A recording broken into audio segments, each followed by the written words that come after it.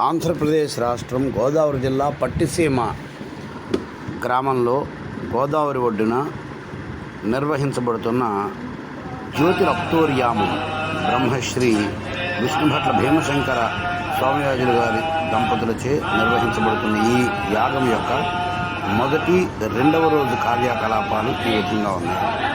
యజ్ఞ కళ్యాణ హేతవ అంటారు. అంటే యజ్ఞములు కళ్యాణ హేతువు అంటే లోక కళ్యాణమునకు నాంది. అలాగే అన్నాద్భవంతి భూతాని పర్జన్యాదన్న సంభవ యజ్ఞాద్భవతి పర్జన్యో యజ్ఞ కర్మ సముద్భవ అని భగవద్గీతలో చెప్పబడినట్లు యజ్ఞములు జరిగితేనే సకాలంలో వర్షాలు సంభవిస్తాయి. అలా సకాలంలో వర్షాలు సంభవించినప్పుడు మాత్రమే వాటి ద్వారా అన్నము లభిస్తుంది.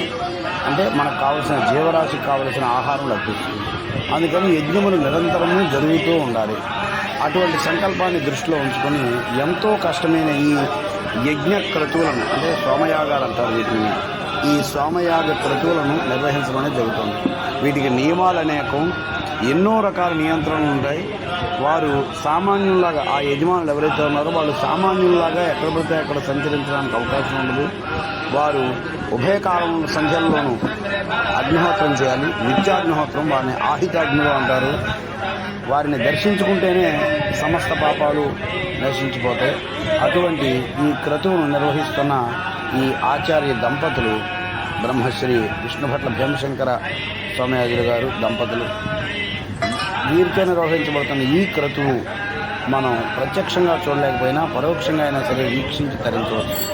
ఇక జ్యోతిరప్తోర్యామం ఈ సోమయాగాలలో ఉన్న చాలా గొప్పదిగా, అంటే ఇంచుమించు చాలా పెద్దదిగా, చాలా పెద్దది అంటే దేని దృష్ట్యా అంటే మనం చేయగలిగిన వాటిలో ఇంచుమించు చివరిదిగా చెప్పబడేది అప్తోర్యామం.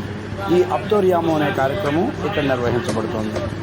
ఏమాత్రం అవకాశం ఉన్నా సరే భక్తులు ఈ కార్యక్రమంలో ప్రత్యక్షంగా కానీ పరోక్షంగా కానీ పాల్గొని ఈ యజ్ఞేశ్వరుడు యొక్క అనుగ్రహాన్ని పొంది తద్వారా లోక కళ్యాణమునకు మీరు కూడా హేతువులు కాగలరు.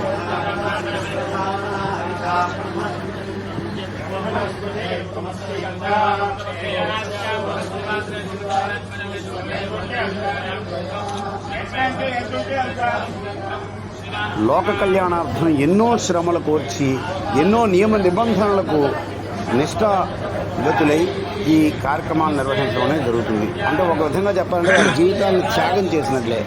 ఇటువంటి ఈ క్రతువుల్లో ప్రత్యక్షంగా కానీ పరోక్షంగా కానీ పాల్గొని మన యొక్క యజ్ఞేశ్వర అనుగ్రహాన్ని పొందవలసిందిగా అందరినీ ఆకాంక్షించడమైనది.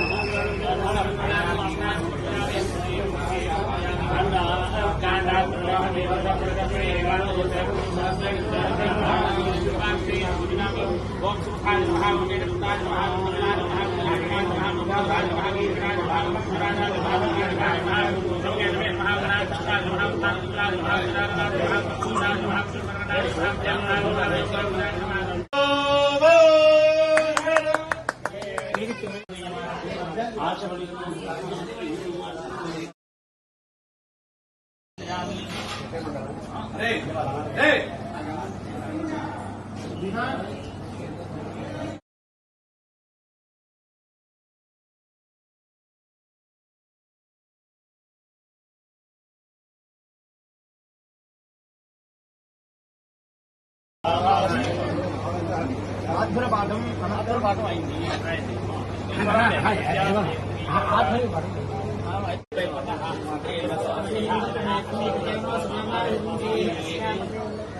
తీసుకో